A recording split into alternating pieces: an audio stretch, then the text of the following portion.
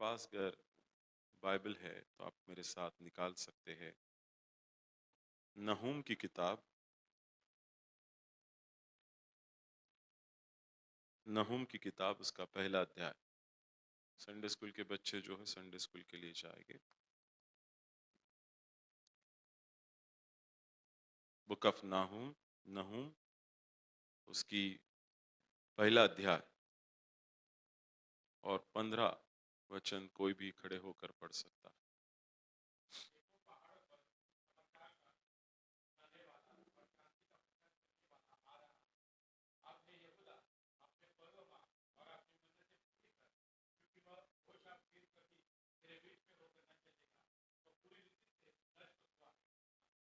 आइए हम अपने सर को झुकाएंगे और आंखें बंद करके दुआ मांगेंगे।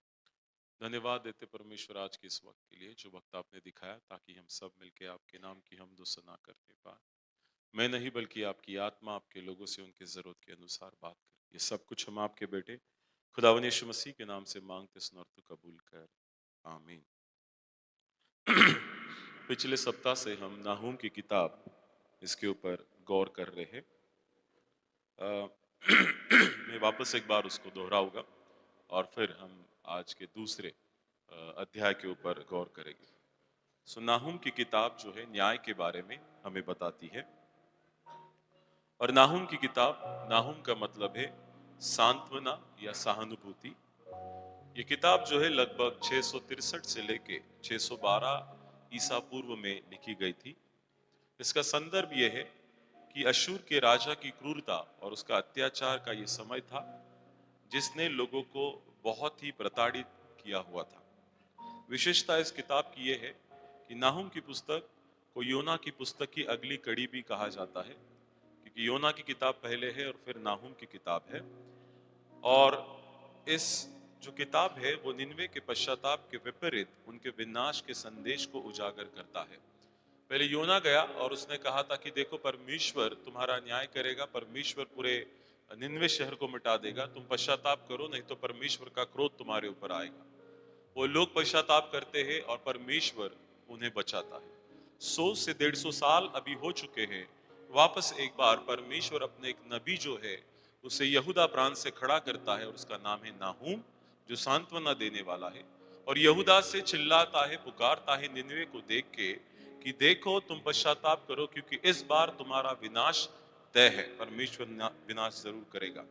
अब इस किताब का उद्देश्य क्या है? अशूर की राजधानी निन्वे का निश्चित विनाश, यह भविष्यवाणी है। Now this is a definite परमेश्वर का जजमेंट इस निन्वे शहर पे आएगा, ये बताता है। दूसरा उद्देश्य यह है कि यहूदा के लोगों को दिलासा देना और उन्हें विश्वास दिलाना कि परमेश्वर उनके शत्रुओं को दंड देगा। नाउ द लैंड ऑफ जुडा, द पीपल ऑफ इजराइल और द पीपल ऑफ जुडा, यहूदा के लोग जो है डर गए हैं क्योंकि निन्वे का कहर उन्होंने देखा है। निन्वे में जो इजरायली लोग रहते थे उनको किस प्रकार से मारा गया, तड़पाया गया। अब जो यहूदा में रहने वाले इजरायली लोग हैं, यहूदी लोग हैं, उन्होंने देखा है and now they are quite afraid of their life. वो अपने जीवन से काफी डर गए हैं और उन्हें दिलासा देने के लिए परमेश्वर अपने नबी को, इसका मतलब नाहूम को खड़ा करता है, कहता है कि मत डरो।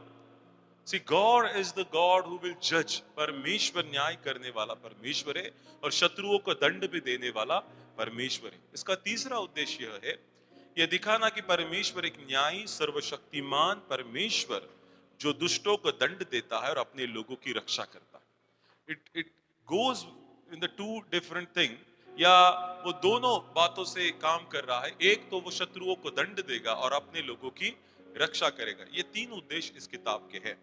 मुख्य विषय क्या है कि नाहूम यह दिखाता है कि परमेश्वर दुष्टों से बदला लेने वाला है। नाहूम द प्रॉफिट, द परमेश्वर का भविष्य वक्ता है। अब उन्हें बड़े विश्वास के साथ बता रहा यहूदिया के लोगों को कि निन्वे के लोगों को जब आप देख रहे हो वो जल्दी ही मिट जाएंगे, परमेश्वर उनका न्याय जरूर करेगा। अशूर का विनाश, ये भी उसका एक मुख्य उद्देश्य है। यह पुस्तक विशेष रूप से निन्वे के पतन पर केंद्रित करती है, जिसमें उस शहर पर के पतन का विस्तृत और काव्यात्मक विवरण किया गया है। Now this whole book is talking about, ये पूरी किताब जो है निन्वे के विनाश के बारे में बात कर रही है। हालांकि 3 ही अध्याय है, पर अश्शूर का जो विनाश है, निनवे शहर है, उसका विनाश कैसा होगा। और निनवे शहर के ऊपर किसका राज्य था? अश्शूर के लोगों का राज्य था। the Assyrian empire were ruling on the land of Nineveh।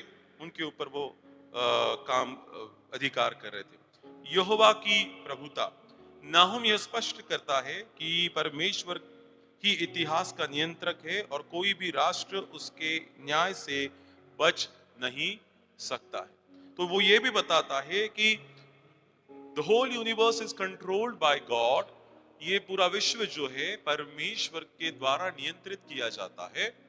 और लिखा यह भी है कि परमेश्वर के न्याय से कोई नहीं बचेगा, कोई नहीं बचेगा परमेश्वर के न्याय से।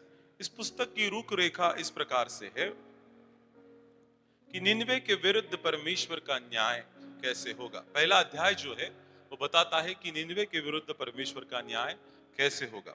इसमें और 2 बातें हैं। परमेश्वर की शक्ति और महिमा का वर्णन, जो आज हम विस्तारित रूप से देखने वाले हैं। पहला chapter will complete today, the first chapter. दूसरा उनमें बात है परमेश्वर के क्रोध और बदला लेने की प्रवृत्ति। A God is a jealous God. हमारा परमेश्वर ईर्ष्या रखने वाला परमेश्वर है। इसीलिए कहता है कि मेरे अलावा तुझे कोई भी और परमेश्वर ना हो। पहली आज्ञा उसने दी है। दूसरा अध्याय हमने देखा कि निन्वे पर आक्रमण और पतन का वर्णन। वो कहता है, now he is standing in the land of जुडा। वो यहूदा के प्रांत में खड़ा है, पर बताता है कि देखो, परमेश्वर तुम्हारे शत्रुओं को तुम्हारे ऊपर लेके आ रहा है। Now the Babylonian has raised. बबीलोन के लोग जो खड़े हो गए हैं, किसके विरुद्ध? अशेरा के विरुद्ध। और उनकी आर भी इतनी भयंकर है कि मैं देख रहा हूं। He has not yet seen, the thing is not yet happened। अभी तक पूरा नहीं हुआ है, पर उसके बावजूद नहूम कहता है कि मैं देख रहा हूं। तुम्हारी जो रास्ते हैं, जो गलियां है, उसके ऊपर जो रथ है, जो घोड़े हैं, दौड़ रहे हैं। तुम्हारे रास्ते जो लहूलुहान हो गए। हर तरफ मुझे धुआं दिख रहा है। हर तरफ मुझे विनाश दिखाई दे रहा है। Now he is seeing what is going to happen with the land of Nineveh, the people of Nineveh, जो परमेश्वर को लोगों को सताते, the people of Assyrian, seeing all the things. वो अभी उनको देख रहा है कि किस प्रकार उनके साथ हो रहा है।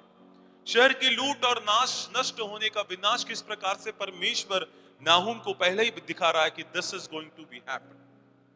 ये होने वाला है, जरूर होगा। तीसरा अध्याय है निनवे के विनाश के कारण और उसके परिणाम। और what is the reason why God is destroying the people of Nineveh, the Assyrian empire. क्यों परमेश्वर इनका विनाश करेगा, क्यों परमेश्वर इनको नष्ट करेगा, इसका कारण तीसरे अध्याय में दिया है। निनवे के पाप और जो रक्तपात, जो झूठ है, जो क्रूरता है, उनके बारे में कहा गया है। और निनवे के पतन के बाद अन्य राष्ट्र कैसे खुशी मनाएंगे, उसके बारे में भी जिक्र किया गया है। इसके महत्वपूर्ण वचन है नाहुम की किताब, पहला अध्याय 7 वचन। यहोवा भला है, संकट के दिन में वह दृढ़ गढ़ ठहरा है और अपने शरणागतों की सुधि रखता है। दूसरा महत्वपूर्ण वचन है 1:9। तुम यहोवा के विरुद्ध क्या कल्पना कर रहे हो?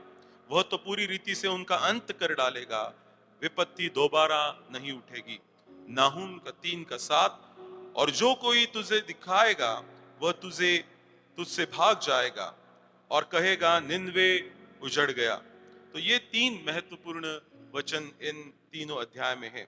आज के लिए सबक क्या है इस किताब से? परमेश्वर का न्याय निश्चित है। क्या आपने सुना? हेलो, परमेश्वर का न्याय निश्चित है। हमारा परमेश्वर न्यायी परमेश्वर है, वो न्याय जरूर करेगा। हमें यह याद दिलाता है कि परमेश्वर दुष्टता को हमेशा के लिए नहीं रख सकता। नाउ यू सी, आज अब जिन दुष्टों को देख रहे हैं, वो इसके बाद हमें नहीं दिखेंगे जब खुदावन यीशु मसीह इस धरती पर वापस आएगा। परमेश्वर अपने लोगों की रक्षा करता है।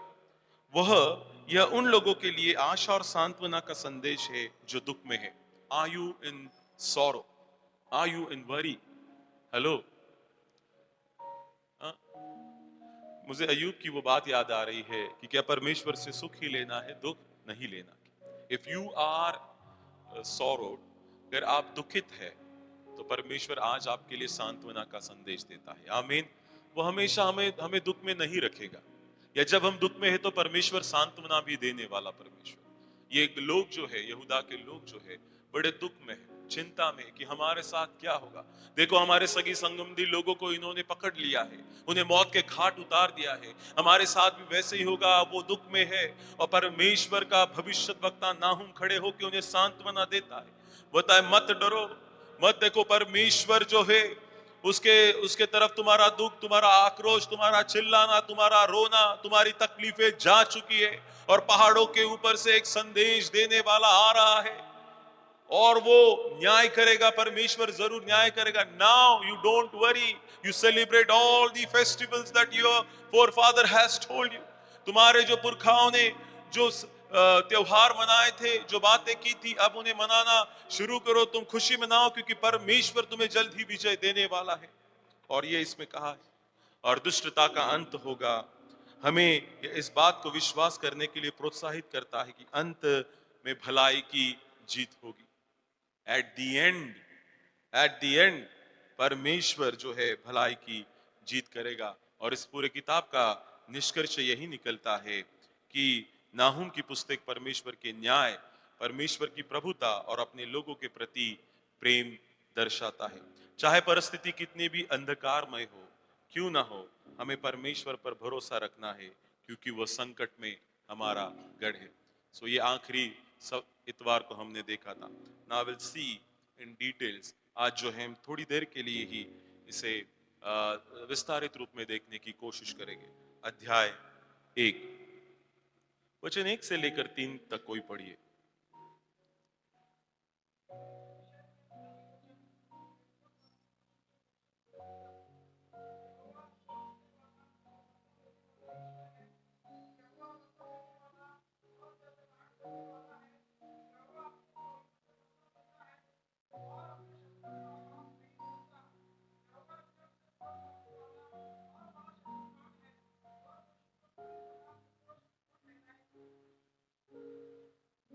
आगे यहो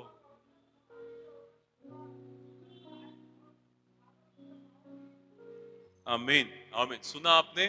आपके पास आपके बाइबल है, बाइबल को भी देखना। और यहाँ पे भी शायद डिस्प्ले हो रहा है पहला जो मुद्दा है।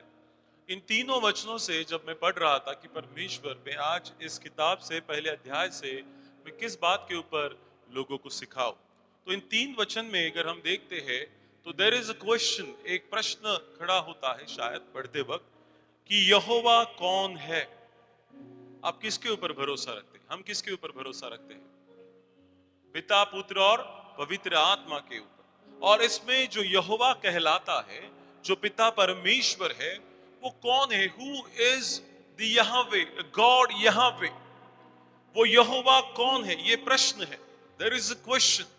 नाउ लिसन केयरफुली, आप ध्यान से सुनना है। ये जो नहुम है वो अलग अलग बातों को हमें बताता है। इसमें 3 बातें आज हम देखेंगे, 4 बातें हम देखेंगे कि पहला, यहोवा कौन है वो समझाता है। किन लोगों को? यहूदी लोगों को जो डर गए हैं उनको समझाता है, या फिर वो अपने शत्रुओं को बताना चाहता है कि देखो, जिस परमेश्वर के ऊपर यहूदा के लोग, इजराइल के लोग विश्वास करते हैं, वो परमेश्वर कौन है। He is trying to tell them who is our God, हमारा परमेश्वर कौन है। फिर उसके बाद वो बताता है कि हमारा परमेश्वर का क्रोध किस प्रकार से है, हमारा परमेश्वर का क्रोध तुम्हारे ऊपर किस प्रकार से आएगा। तीसरी बात, वो निन्वे के विरुद्ध भविष्यवाणी करता है। और चौथी बात, पहले अध्याय में यहूदा के लिए भविष्यवाणी और सांत्वना करता है। उसमें पहली बात जो है, he is trying to tell why I am prophesying against the land of Nineveh. मैं क्यों जो है यहूदा प्रांत में खड़े होके निन्वे के विरुद्ध भविष्यवाणी कर रहा हूं। इसका उत्तर जो है पहले अध्याय में मिलता है, पर वो दोनों लोगों से बात करें। Now he is talking to the people of Judah and the people of Assyria, या निन्वे। निन्वे के लोग जो यहोवा को नहीं मानते थे और यहूदा के लोग जो यहोवा को मानते हैं, इन दोनों से वो बात कर रहा है। सुना आपने? नहूम जो है पहले अध्याय में 2 अलग अलग समूह से बात कर रहा है। पहला है एक यहूदा के लोग जो यहोवा को जानते हैं। सुना आपने? यहूदा के लोग जो यहोवा को जानते हैं। और दूसरा है निनवे के लोग, असीरिया के लोग जो यहोवा को नहीं जानते। Now he is talking to this the different group, same message.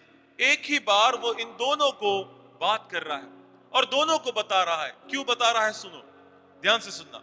शायद यहूदा के लोग अब डर गए और डर की वजह से उन्हें पता नहीं चल रहा है कि हमारा परमेश्वर कौन है, क्योंकि डर उनके ऊपर इतना छा गया है। समझ रहे मेरी बात? Now you connect your life with this particular passage. आप आपके जीवन से इसकी तुलना कीजिए। When there is worries and tension and anxiety, ये सब चिंता हमारा दिमाग में आ जाता है, तो हमें पता नहीं चलता है कि हमारा परमेश्वर कौन है, क्योंकि इस चिंताओं में भी हम क्या हो जाते हैं? पूरी तरीके से उसमें डूब जाते हैं।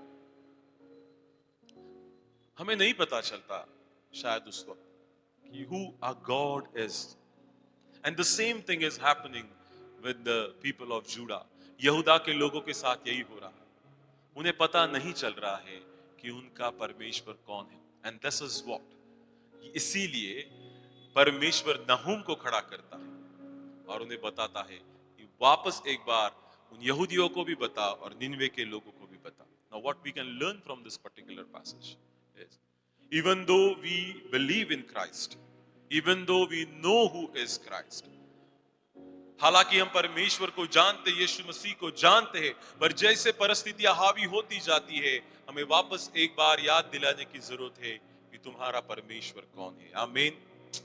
सो it's not one time thing. Hello, सुन रहे मेरे? आप सुन ऐकताय तुम्ही की झोपले?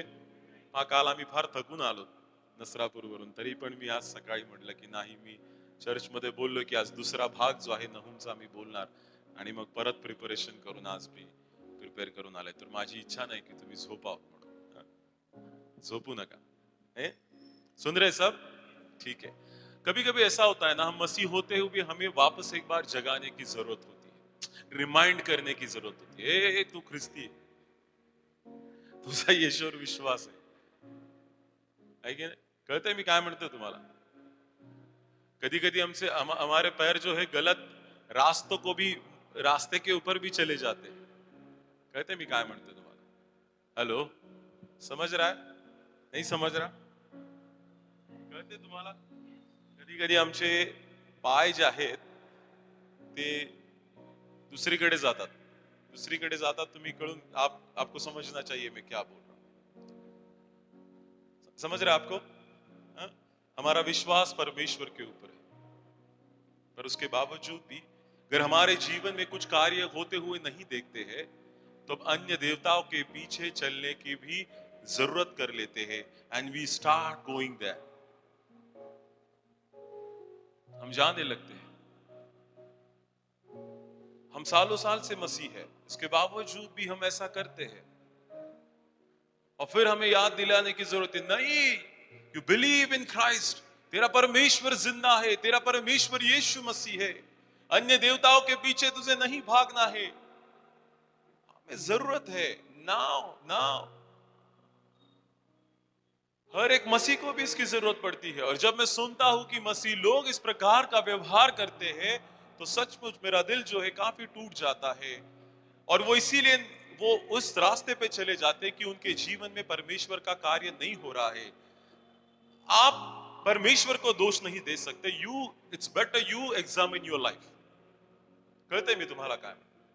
परमेश्वराला दोष देण्याऐवजी तुम्ही तुमच्या जीवनाचं आत्मनिरीक्षण करा की मी कुठं चुकतोय, का माझ्या जीवनात हे होत नाही, क्यों मेरे जीवन में ये नहीं हो रहा है।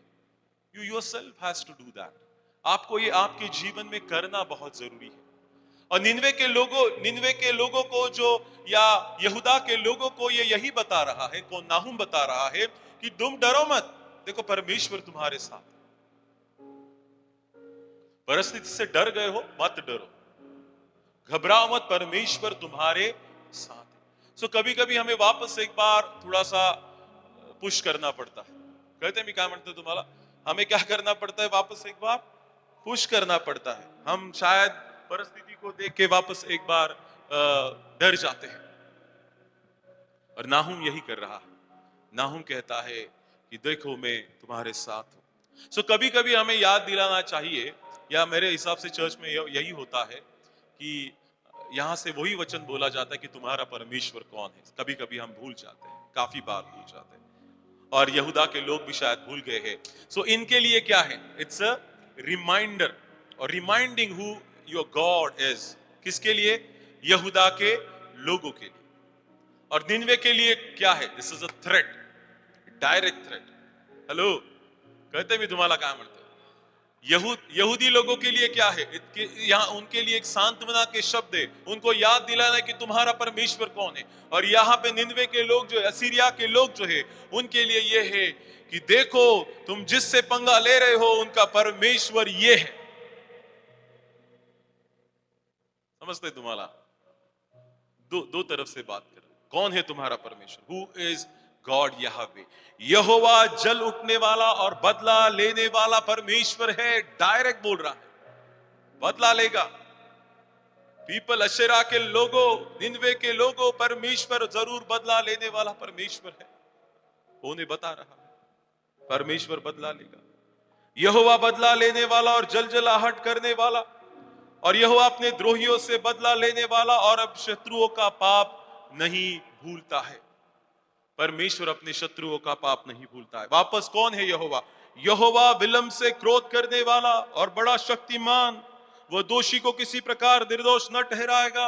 यहोवा भवंडर और आंधी में हो चुका है, होकर चलता है, और बादल उसके पांव की धूल है। कितना बड़ा परमेश्वर है। Who is God you are serving, you are having faith on him. वो कौन है परमेश्वर जिसके ऊपर आप विश्वास करते हैं? बात के गहराई को समझने की कोशिश कीजिए। तुम्ही आणि मी ज्या देवावर विश्वास ठेवतो तो असाच देव नाही, तो महान देव आहे। आणि तो काय करू शकतो याचं जिवंत उदाहरण बाइबल मध्ये लिहिलं। इसका जीवित प्रमाण जो है बाइबल में लिखा है कि यहोवा कौन है? वो जल उठने वाला और बदला लेने वाला ईश्वर है। And that is what every believer we suffer.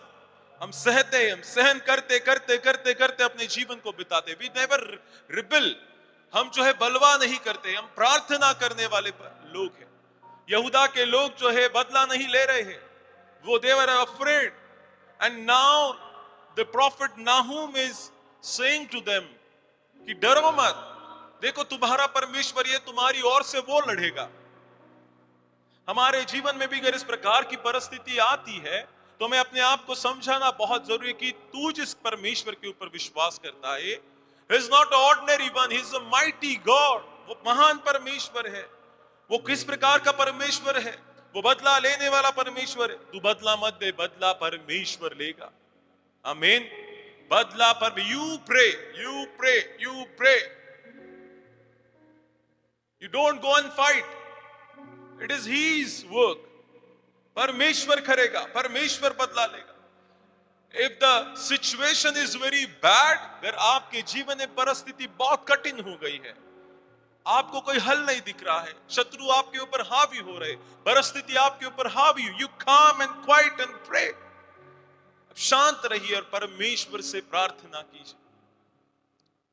He will make a way for you. If he can make a way in desert, परमेश्वर जो है अगर मरुभूमि में रास्ता निकाल सकता है, लोगों को खाना खिला सकता है, लोगों को पानी दे सकता है, तो तुम्हारे लिए अगर बंजर जैसी परिस्थिति हो गई है, बांझ जैसी परिस्थिति हो गई है, परमेश्वर तुम्हारे लिए मार्ग जरूर निकालेगा। ये नाहूम की किताब से हम सीखते हैं। और he will definitely do that. I know many of your testimonies. मैं जानता हूं बहनें हमारे आज हमारे बीच में, उन्होंने कहा कि पास्टर साहब मैं अकेली थी, कोरोना में मेरे पास कुछ काम नहीं था और मैं काम ढूंढ रही थी। मैं केयर टेकर का काम करती थी, मैं जो बीमार है उनको संभालने का काम करती थी, और मेरे पास कोरोना में काम नहीं था कि जिस जहां पे मैं काम करती थी वहां से भी मुझे निकाल दिया गया था। पर अचानक मुझे एक कॉल आता है, जिस बूढ़ी औरत की मैं उसको नर्स की सेवा दे रही थी, मैं उसके लिए काम कर रही थी, उनकी तरफ से मुझे एक ऐसा न्योता आया और उन्होंने कहा कि पूना में जो बड़े पारसी लोगों का एक गेस्ट हाउस जैसा है, काफी मशहूर है जो, और वहां से उन्हें एक काम मिलता है, और ये काम छोटा काम नहीं मिलता है, वो पूरा जो पारसी लोगों का सेंटर है उसका इंचार्ज उनको 3 साल के लिए बना जाता है, जो पूरा कोरोना का पिरियड था। देव आपल्या लोकांची काळजी घेतो। आमेन। आमेन. देव सोडत नाही, लक्षात ठेवा.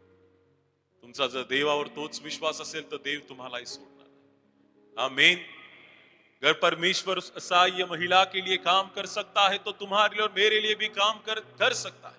वो कहती थी, पास्टर साहब मैं उपवास के साथ प्रार्थना करी थी कि मेरे लिए क्या होगा, मेरे लिए कौन काम करेगा, मेरे पास इतनी डिग्री नहीं है, पढ़ाई नहीं है, कुछ नहीं है, मेरे पास नहीं है, पर परमेश्वर मेरे लिए मार्ग निकालेगा.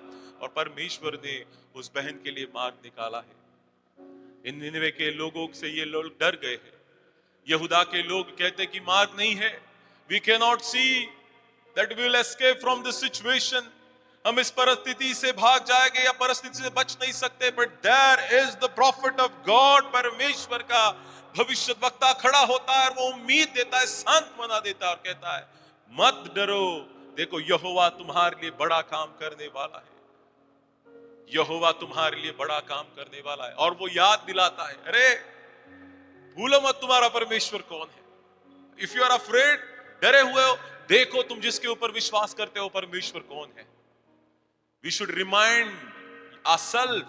हमें अपने आप को यह बताना जरूरी है कि किस परमेश्वर के ऊपर मैंने विश्वास किया है, किस परमेश्वर के ऊपर आपने विश्वास किया. वो परमेश्वर कौन है? वो जल उठने वाला, वो बदला लेने वाला परमेश्वर है. वो जलजलाहट रखने वाला परमेश्वर है. द्रोहियों का बदला लेगा.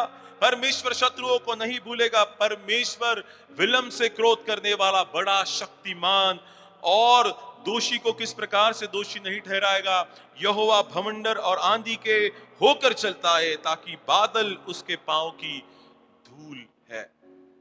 He is there when you are in such situation called bhavandar and आंधी.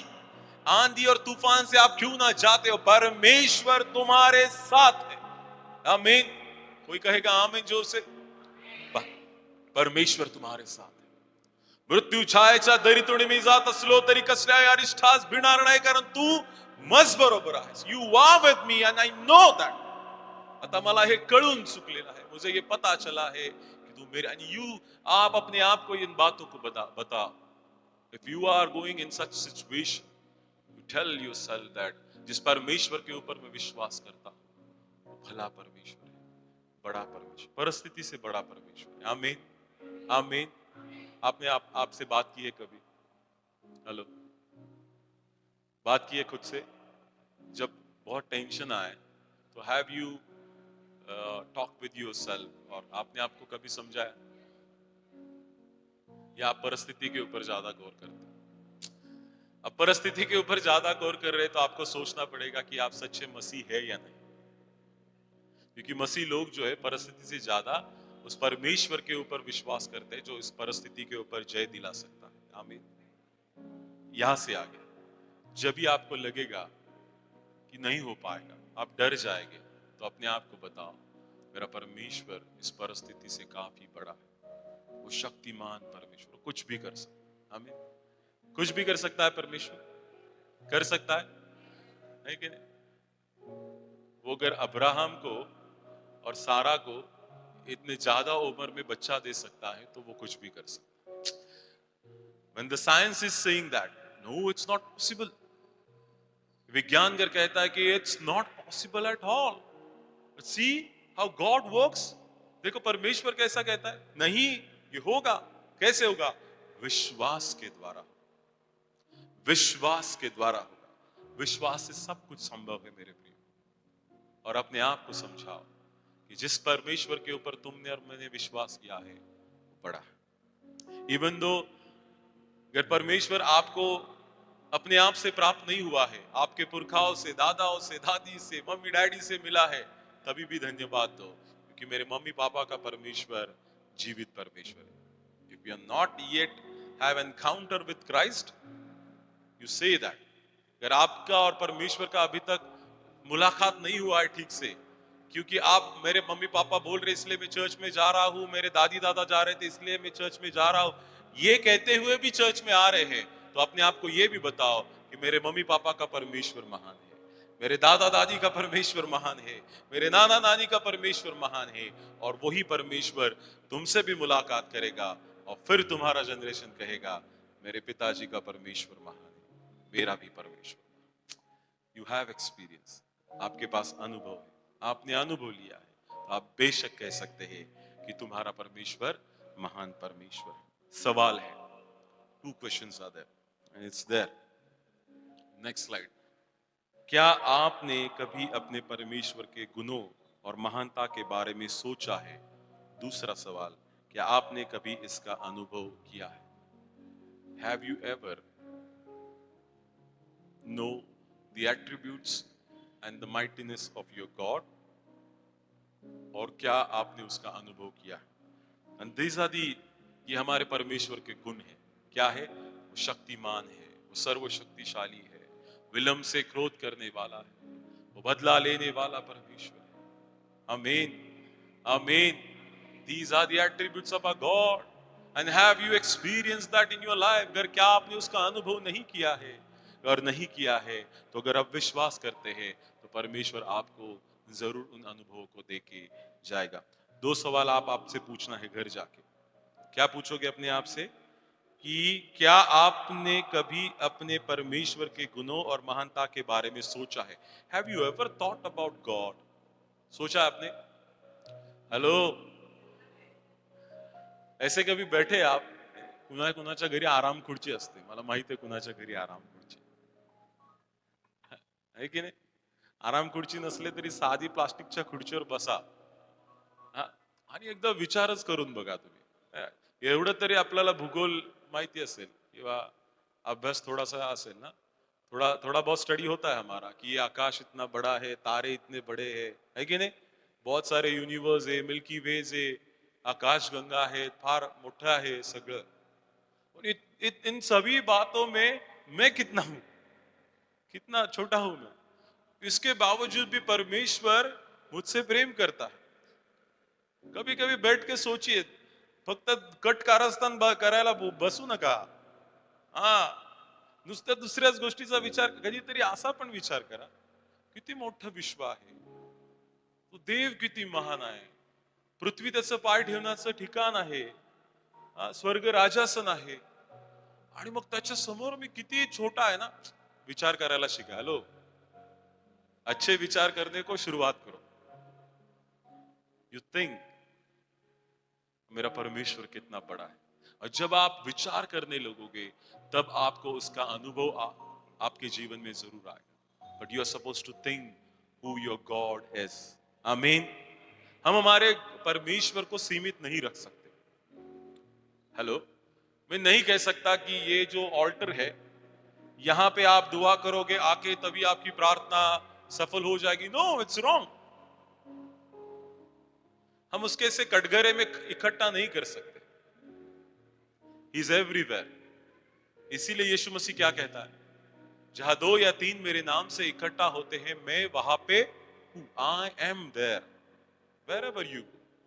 Even if you go to garden, 2-3 people come together, you pray and seek, the God will appear there.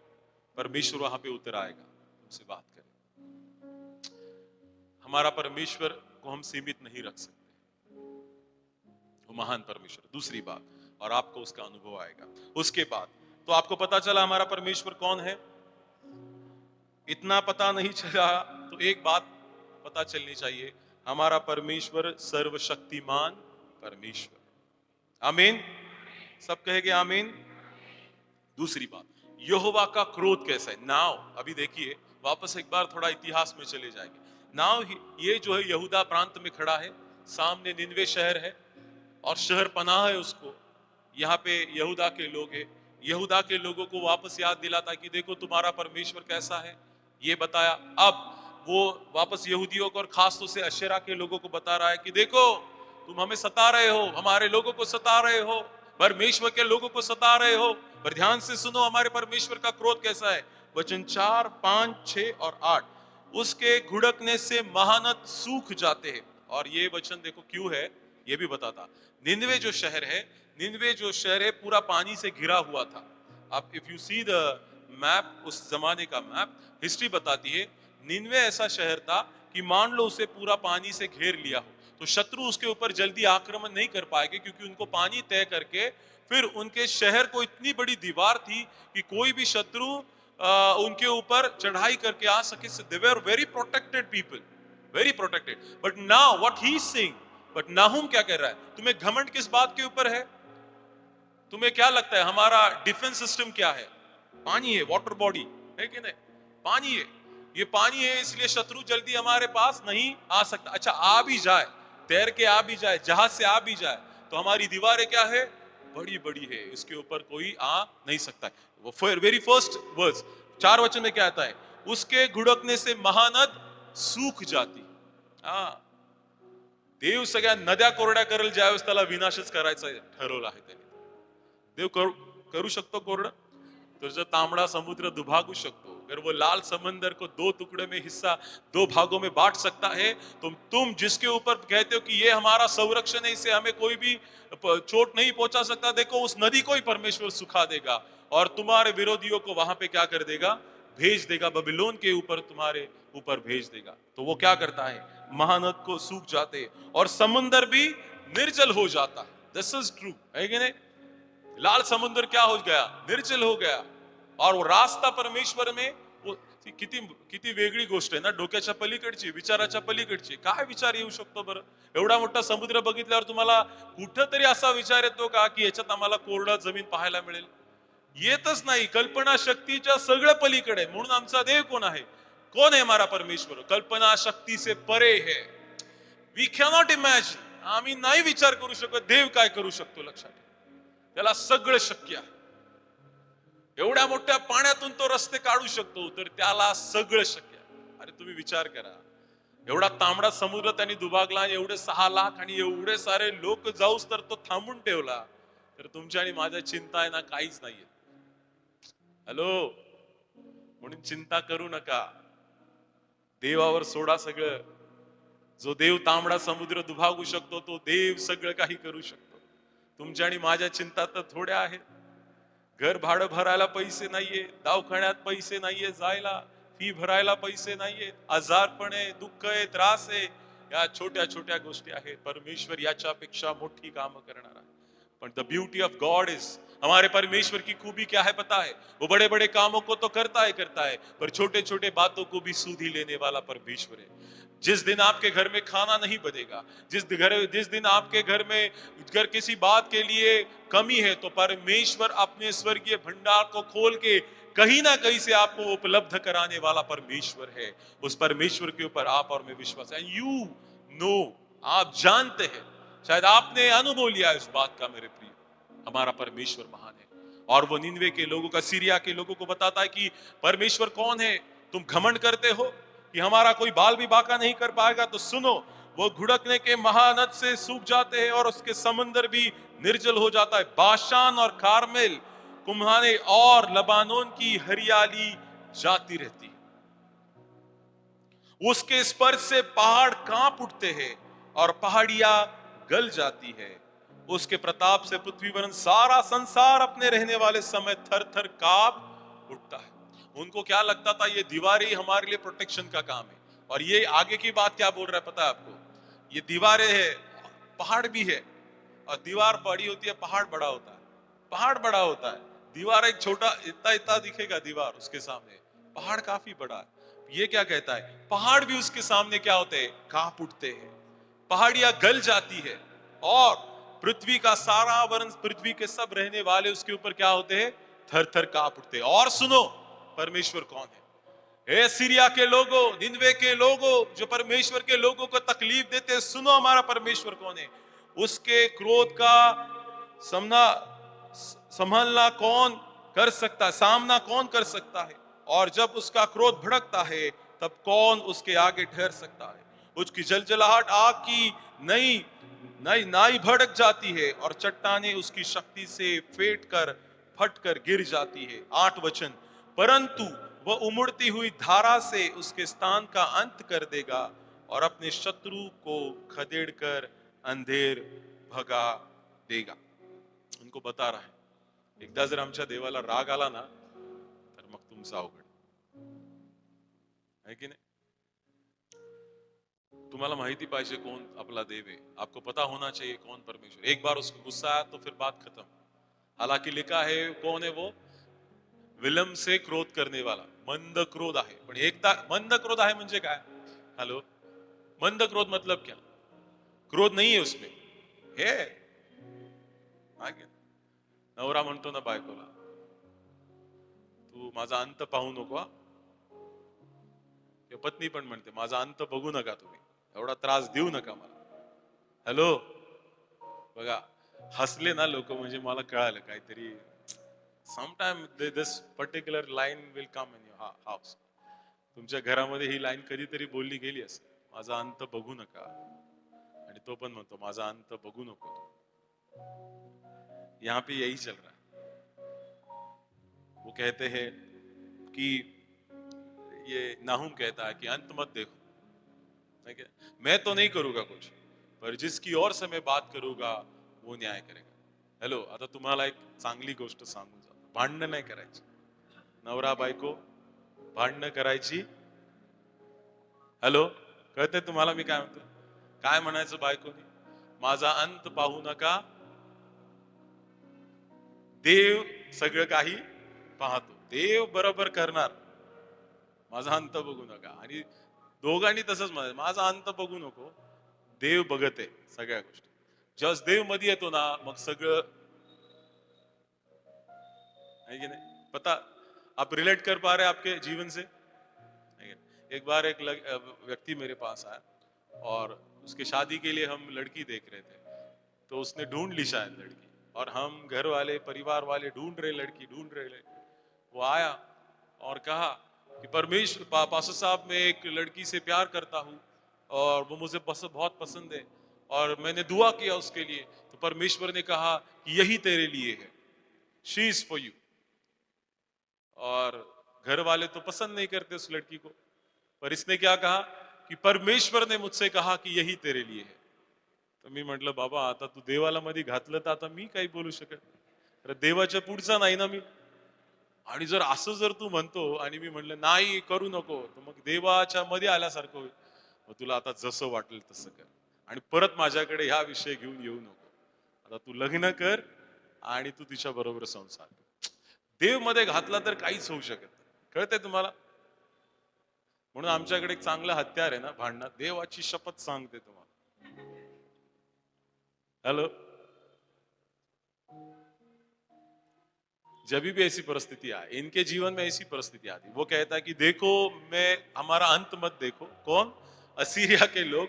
अंत मत देखो, आपको पता होना चाहिए, आपको मैं बता देता हूं कि हमारा परमेश्वर क्या है, बदला लेने वाला परमेश्वर, हर एक से बदला लेगा. सो यहोवा का क्रोध कैसा है? दो सवाल वापस एक बार मैं पूछूंगा. क्या आपने कभी परमेश्वर के क्रोध के बारे में सोचा है? क्या आपने कभी परमेश्वर के न्याय के दिन के बारे में सोचा? Two questions I want to keep with you. दो सवाल मैं आपसे यहाँ पे छोड़ के जाना चाहूंगा. पहला है कि क्या आपने कभी परमेश्वर के क्रोध के बारे में सोचा है, और क्या आपने कभी परमेश्वर के न्याय के दिन के बारे में सोचा है? अभी ये थोड़ा बाजू साइड में रख दे. किसको? निन्वे के लोगों को, असीरिया के लोगों को, यहूदा के लोगों को, नाहुम को थोड़ा सा ये साइड में रखेगा. अभी हमारे ऊपर नाउ, आज के घड़ी में ये क्या वचन कहता है कि आपने कभी, एक मसीह होने के नाते, आपने कभी परमेश्वर के क्रोध के बारे में सोचा है जब आप पाप बार बार करते हैं? Have you ever thought about the wrath of God when you commit sin? आप जब पाप को दोहराते हैं तो क्या आप परमेश्वर के क्रोध को याद करते हैं? या फिर और थोड़ा सा आगे आ जाओ. थियोलॉजी में एक शब्द है eschatology, the study of last days, आखिर में क्या होगा. आप एक मसीह होने के नाते क्या आपने सोचा है कि परमेश्वर का न्याय का दिन कैसे होगा मेरे व्यक्तिगत जीवन के बारे में? क्या परमेश्वर का क्रोध मेरे ऊपर आएगा, और अगर आएगा तो किस प्रकार से आएगा? अगर वो असीरिया के लोगों के ऊपर इतना भयंकर रीति से वो आ सकता है, तो वही क्रोध मेरे ऊपर भी आ सकता है अगर मैं उन्हीं के समान जीवन बिताऊं. If I indulge in sin, adultery, and all kind of things, the wrath of God will come upon us as well. But even though we are at the verge of that, हम उसके एकदम ज्यादा उसमें जा चुके हैं, पर वहां पे जाके भी हम पश्चाताप करेंगे, प्रार्थना करेंगे, परमेश्वर वो है वहां से भी खदेड़ के हमें बाहर लेके आए। आमीन। That is the beauty of a God. wrath is there. क्रोध आहे, क्रोध नक्की आहे, पण क्रोधापासून वाचण्याचं एक देवाने साधन पण दिलंय. पश्चाताप करा, मी तिथून तुम्हाला बाहेर काढून आणणार.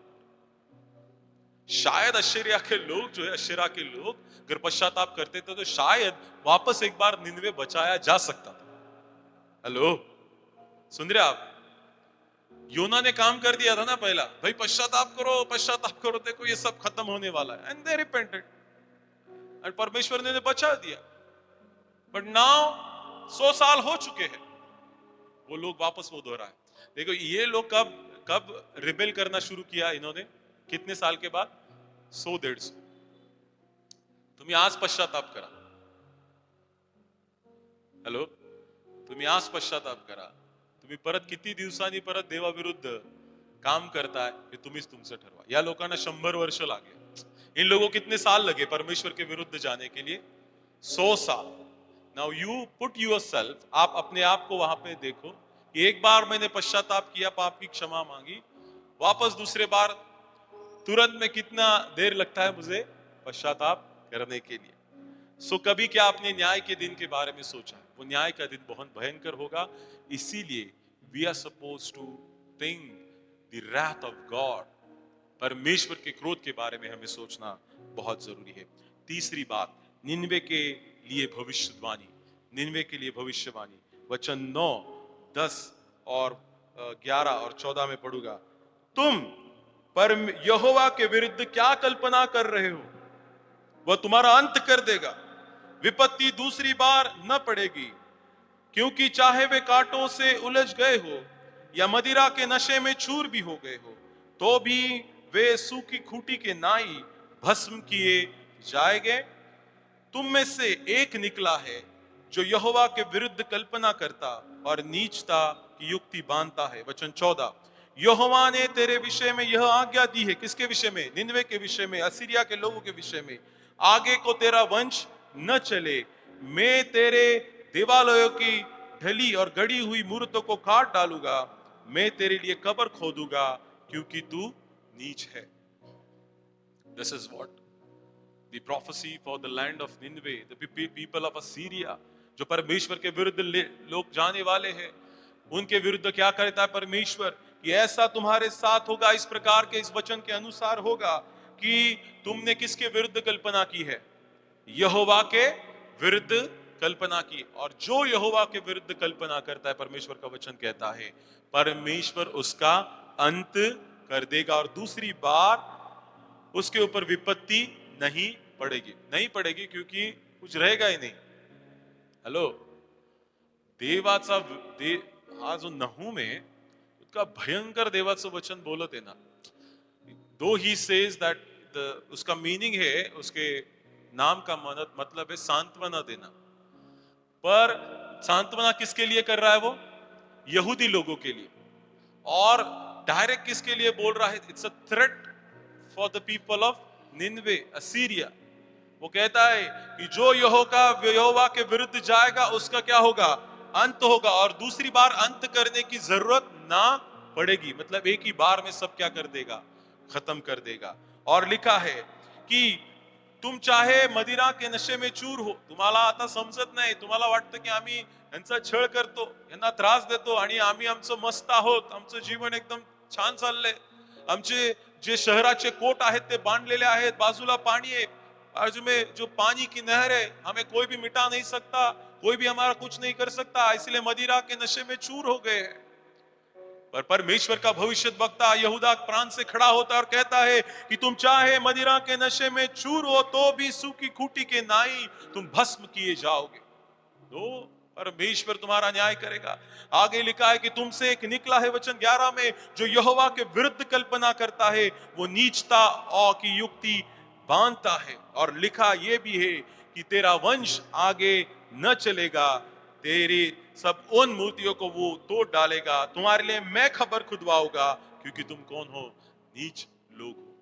Very harsh word, very harsh word, बहुत कठिन शब्दों का इस्तेमाल कर रहा। क्यों? क्योंकि उसको बहुत ही क्रोध आ रहा है, क्योंकि सर्वशक्तिमान परमेश्वर यहोवा के विरुद्ध उन्होंने बलवा कर चुके हैं। मुझे और एक ये राजा याद आ रहा है बाइबल में, मैं एक बार प्रचार उसमें से जरूर करूंगा। एक है हिजकिया राजा, हिजकिया, और उसके सामने है सन्नाखेरीब। ये सन्नाखेरीब जो है वो कहता है कि तुम अगर यहोवा के ऊपर भरोसा रखते हो तो छोड़ दो, यहोवा कुछ नहीं करने वाला। He will not help you. Lord Yahweh will not help you, तुम्हें मदद नहीं करेगा, सहायता नहीं करेगा, क्योंकि उसमें वो सामर्थ नहीं है, वो नहीं कर सकता है। हिजकिय्याह राजा सुनता है और वो अपने मंदिर में चला जाता है और वो गिर के परमेश्वर से रो रो के दुआई देता और कहता है कि देख परमेश्वर उसने तेरे बारे में इस प्रकार से कहा है। वो रोता है, दुहाई देता है, और जैसे ही वो रोता है, दुहाई देता है, परमेश्वर का जन कहां पे है? दूसरे पहाड़ पे बैठा है, यशायाह नबी, उसके पास परमेश्वर का वचन जाता है और वो भविष्यवाणी करता है। वो राजा के पास लोगों को भेजता है, मत डर, आज ही परमेश्वर उनका खात्मा करेगा। 1,80,000 सैनिकों को परमेश्वर का दूत जो है जाके मौत के घाट उतार देता है, और आखिर में कौन बचता है? सन्नाखेरीब अकेला बचता है। अब अकेला राजा तो नहीं लड़ सकता, वो वापस अपने देश में चला जाता है। और बदतर हालत ये भी होती है, परमेश्वर यशायाह नबी के द्वारा ये भी कहता है हिजकिय्याह को, मत डर, ये वापस अपने देश में चला जाएगा। कौन? सन्नाखेरीब अपने वापस देश में चला जाएगा, और उसके ही लोग उसी के घर में उसको मौत के घाट उतार देंगे। उसके दोनों बेटे आते हैं और ये निक्रोस नाम का देवता उसके सामने बैठा है, रो रहा है, सब कुछ चला गया, सब कुछ चला गया। उसके दो बेटे आते तलवार लेके और अपने पिताजी को वहीं पे वो मार के खत्म कर देते। This is the judgement of God. ये सन्नाखेरीब जो राजा था, इसकी सेना थी, बाइबल में ये बताती है जब किसी को पता भी चलता था कि सन्नाखेरीब आ रहा है अपनी सेना को लेके, लोगों के मन जैसे मुंह पिघलता है वैसा पिघलते थे, इतना डर जाते थे सुन के कि सन्नाखेरीब आ रहा है। परमेश्वर उनको धूल चटाने वाला परमेश्वर है। परिस्थिति अगर आपके सहने के बाहर हो, लिसन केयरफुली, मान लो कि आपको भय छा जाए, डर छा जाए, मत डरो, परमेश्वर कुछ भी कर सकता है। नाहूम के द्वारा कहता है कि परमेश्वर कुछ भी कर सकता है। जो परमेश्वर के विरुद्ध में जाएगा, परमेश्वर उसको अंत कर देगा। परमेश्वर उसके वंश को आगे नहीं लेके जाएगा, परमेश्वर के वचन में साफ लिखा है मेरे। द क्वेश्चन इज, और दो प्रश्न वापस है, क्या आपने कभी परमेश्वर के विरुद्ध में कुछ किया है? दूसरी की बात, क्या आपने कभी परमेश्वर के और उनके परिणामों के बारे में सोचा है जब आप उसके विरुद्ध में जाते? Have you ever done any work which is against God, and have you ever thought about the consequences of it? क्या आपने उसके परिणामों के बारे में सोचा? क्या आप परमेश्वर के विरुद्ध कोई काम कर रहे हैं? Have you ever thought about it? कि मैं क्या परमेश्वर के विरुद्ध काम कर रहा हूं? आप घर जाके इस दोनों सवालों के ऊपर गौर करो। तीसरी और आखिरी बात, यहूदा के लिए भविष्यवाणी और सांत्वना, वचन 12 और 15। यहोवा यो कहता है, चाहे वे सब प्रकार के सामर्थी हो और बहुत भी हो, तो भी पूरी रीति से काटे जाएंगे और शून्य हो जाएंगे। मैंने तुझे दुख दिया है, परंतु फिर न दूंगा। देखो, पहाड़ों पर शुभ समाचार का सुनाने वाला और शांति का प्रचार करने वाला आ रहा है। अब हे यहूदा, अपने पर्व मना, अपने मन्नतों को पूरी कर, क्योंकि वह ओछा फिर कभी तेरे बीच में होकर न चलेगा और पूरी रीति से नाश होगा। Now this is a comforting words for the people of Judah. उनके लिए कहता है कि अब मत डरो, मैं उनका विनाश करने वाला हूं। दोनों से बात कर रहा है ना, मैं पहले ही क्या कहा, दोनों से बात कर रहा है। ये लोगों को समझा रहा है और इन लोगों को बता रहा है कि हमारा परमेश्वर कौन है, और इनको वापस एक बार बता रहा है कि कौन है। इनको शायद पहली बार कह रहा है और इनको मालूम है, पर शायद भूल गए, इसलिए दोहरा रहा है और कह रहा है की तुम मत डरो। यांनी ना भीतीपोटी काय झालं माहितीये का, सण साजरे करायचे पण सोडून दिले होते। देवाच्या मंदिरात पण कोणी येईना, अशी परिस्थिती झाली होती तिथे। मग नाहूम क्या कह रहा है, अभी वापस एक बार क्या करो, अपने पर्व मनाओ, अपनी मन्नतों को पूरी करो, क्योंकि जो तुम्हारे बीच में है मैं उन्हें निकाल दूंगा और उन्हें पूरी नीति से नाश कर दूंगा। Do not afraid. See, your God is with you. See, your God is with you. दो सवाल वापस एक बार. क्या आपको कभी परमेश्वर से सांत्वना मिली है? Have you ever received the comfort and the consolation from God? And the second thing, क्या आपको कभी आश्वासन मिला है और आप उसमें आनंदित है? दो सवाल है. क्या आपको परमेश्वर ने कभी सांत्वना दी है? दिया है परमेश्वर ने आपने सांत्वना? दिया है सांत्वना? मेरा एक उदाहरण बताऊंगा. जब मैंने एग्जाम दिया था हॉर्टिकल्चर डिपार्टमेंट का, और सब अच्छा हुआ, और जब लिस्ट लगा तो मेरा नाम वहां पे नहीं था, तो मैं बहुत दुखित हो गया. और मेरे इससे जाता था, लोकल से जाता था शिवाजी नगर रेलवे स्टेशन पे आके मैं बहुत रोया, बहुत रोया, बहुत रो रहा था 1 घंटे तक. 2-3 लोकल छोड़ दी मैंने. लास्ट के प्लेटफॉर्म का जो सबसे लास्ट वाला हिस्सा है वहां पे, ताकि मुझे कोई देखे ना, इसलिए मैं वहां पे जाके रो रहा था. और एक वचन मेरे मन में परमेश्वर ने डाला, this is not the end. ये खत्म नहीं होगा, अभी यहां से क्या है, शुरुआत है. देख, मैं तेरे लिए अच्छे रास्तों को खोलने वाला. और वो मेरे लिए इतना सांत्वना देने वाला था. मैं वापस एक बार खड़ा हुआ, उठा, अपना ट्रेन से गया, और वापस एक बार मैं पढ़ाई करने लगा. और मैंने वापस एक बार उन अच्छे जो इंटरव्यूज है वो क्रैक कर लिए. तो परमेश्वर छोटी छोटी बातों में सांत्वना देता है कि नहीं? मैं नहीं जानता आपके पास क्या ऐसे उदाहरण है, पर परमेश्वर सांत्वना देता है. और उससे दूसरी बात क्या है, जब परमेश्वर आपको आश्वासन देता है तो क्या उसमें आप आनंद मनाते हैं? देवाने दिलेले आश्वासन आहे माहितीये का तुम्हाला काय? ते थोड्या वेळासाठी नाही, त्यांनी एकदा आश्वासन दिलं म्हणजे तो पूर्ण करणार. जग आश्वासन देतं है की नाही? तुम्ही कॅम्पात जा, आप जाओ कैंप में, वो किसी चीज के लिए आपको क्या करेंगे, आश्वासन देंगे. अरे बहुत बढ़िया है ये प्रोडक्ट, ये कपड़ा बहुत अच्छा है, ये छाता बहुत अच्छा है, ये फलाना बहुत अच्छा है, नहीं टूटेगा, 2 साल टिकेगा, बहुत सारा आश्वासन देते. पर क्या होता है, 2-3 महीने के बाद ही वो टूट जाता है. जींस लेने जाओ, कलर कभी नहीं जाएगा, नहीं कि नहीं? और एक धुलाई में क्या हो जाता है, पूरा कलर निकल जाता है. आश्वासन देते पर खराई में नहीं उतरते. परमेश्वर अगर कहता है कि मैं तेरे लिए करूंगा, तो वो जरूर करेगा. And when he gives the assurance to you, you are suppose to rejoice in it.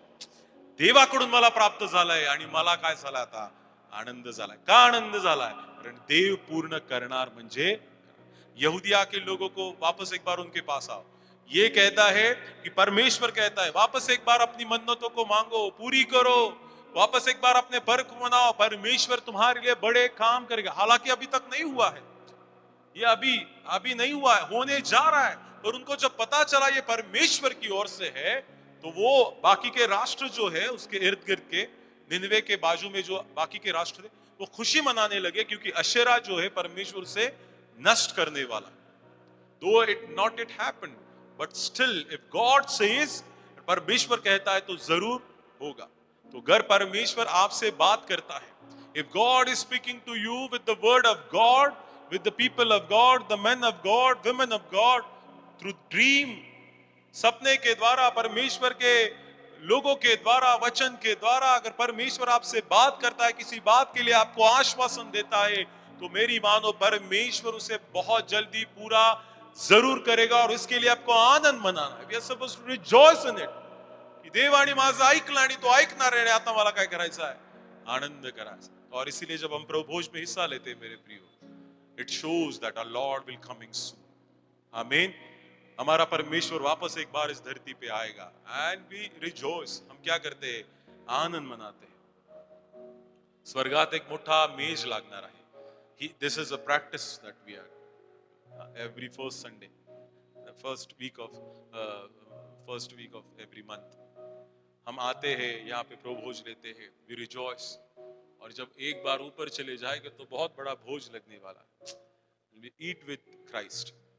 हम क्या करेंगे, परमेश्वर के साथ उस प्रभु भोज में हिस्सा लें. That is the only hope we have, my dear people of God. और इसीलिए आज नाहुम की किताब, इसके पहले अध्याय से आज हमने ये बात सीखी है. यहोवा कौन है? कौन है यहोवा? सर्वशक्तिमान परमेश्वर है. दो बातें क्या आज घर पे जाके दो प्रश्नों के ऊपर क्या विचार करोगे पहले मुद्दे से, की आपके परमेश्वर के गुण और उसके महानता के बारे में सोचना है। घरी जायचं, गृहपाठ देतो तुम्हाला। हेलो, आपको एक थोड़ा सा गृहपाठ देता हूं मैं। घर जाओ, खाना खाओ, बैठो और क्या करो, मेरा परमेश्वर के गुण क्या है उसके बारे में सोचो। करोगे आप? जेवल्या जेवल्या झोपायचं ना, झोप लागती छान, थोडं जागा आज। आजचा तुम्हाला गृहपाठ आहे। काय करणार घरी गेल्यावर, देवाचे गुण काय आहेत त्याच्याबद्दल थोडस आठवा। और हो सके तो एक पेपर लो, पेन लो, यू राइट इट डाउन। अच्छी आदत है लिखना, क्या है? अच्छी आदत है। तो लिखो परमेश्वर के गुण क्या है और आपने उसका कब अनुभव लिया। मान लो कि मुझे पता चला मेरा परमेश्वर कौन है, सांत्वना देने वाला। ऐसा कौन सा वक्त था जब परमेश्वर ने मुझे सांत्वना दी? You write it down. दूसरा बात हमने देखा, यहोवा का क्रोध कैसा है, भयंकर है उसका क्रोध। दो सवाल वापस एक बार, क्या आपने कभी परमेश्वर के क्रोध के बारे में सोचा? मला मला ते वचन खूप भीती वाटते त्याची। तुम्ही काय म्हणाल, त्या टेकड्यांना म्हणाल आमच्यावर पडा, कारण आम्हाला हे सहन होत नाहीये सगळं। किती भयंकर दिवस असेल, किती त्रास आहे, किती वेदना आहेत, आणि त्या कपारीत तुम्ही जाऊन बसताल सगळे आणि म्हणताल की आमच्यावर पडा, आम्हाला सहन होत नाहीये। परमेश्वर के क्रोध के बारे में भी सोचो, तब उसका डर बैठेगा हमको। पता है आता काय माहितीये का, आम्हाला फक्त हाच कळतो, देव दयाळू आहे, कृपाळू आहे, कनवाळू आहे, नुसता दया करतो दया करतो दया करतो। पण देव कोण आहे?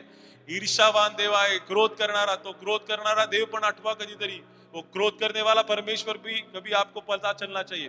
So the second lesson is what, क्या आपने कभी परमेश्वर के क्रोध के बारे में सोचा है? तो पहली बात क्या सोचोगे? उसके गुणों के बारे में। फिर उसके कौन से गुण है जिसका आपको अनुभव आया है। दूसरी बात, परमेश्वर का क्रोध कैसा है उसके बारे में सोचो, जो यहाँ पे घर जाके वापस 4 से लेके 6 तक और 8वां वचन पढ़ना। और दूसरी बात, क्या आपने कभी परमेश्वर के न्याय के बारे में सोचा है? वो आखिरी दिन भी सोचना है। सो और थोड़ा सा होमवर्क देता हूं आपको, वो जो आखिरी के दिन के बारे में बाइबल बताती है ना, उसके नोट्स निकालो। सूर्य अंधकार होईल, चंद्र रक्तासारखा होईल, है की नाही, तारे गळून पडतील, 20-20 मणांच्या गारा खाली पडतील, हे सगळं आठवा आज घरी गेल्यावर। ये सब सोचना है आपको। तीसरी बात हमने सीखी कि निनवे के विरुद्ध परमेश्वर भविष्यवाणी करता है। क्या कहता है?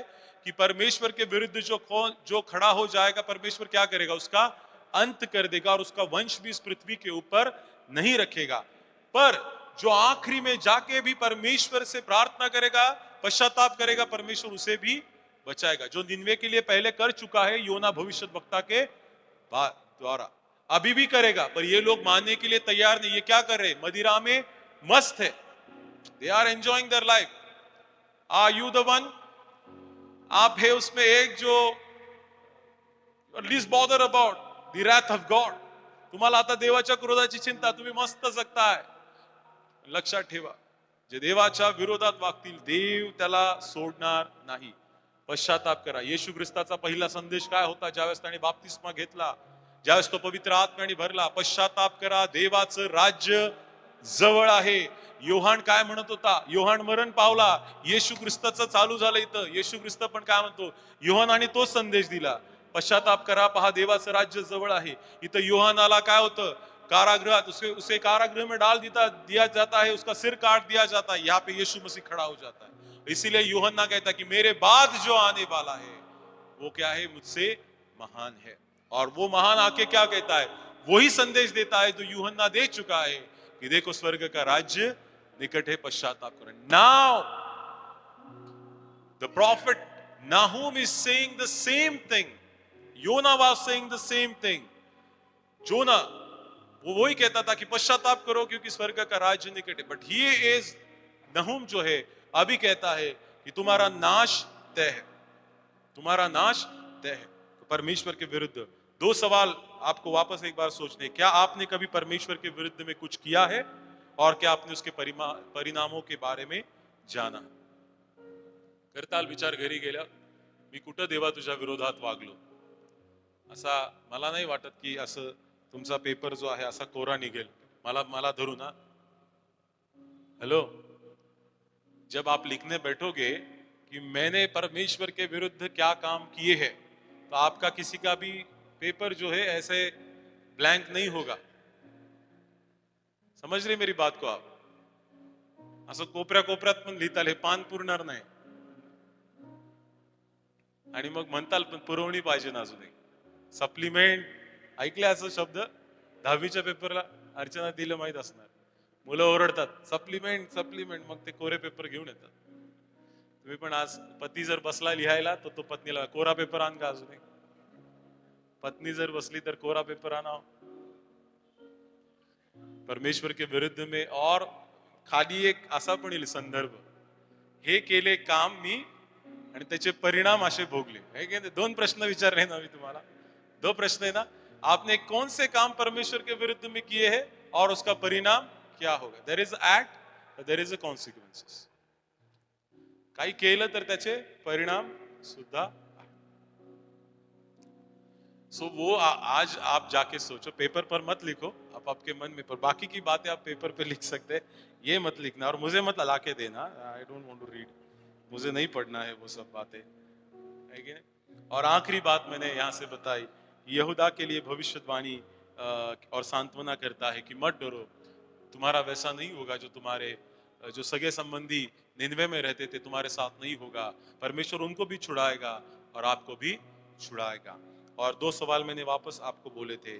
क्या आपको क्या आपको कभी परमेश्वर से सांत्वना मिली है? वेन यू राईट, मी देवाच्या विरोधात कधी कधी गेलो.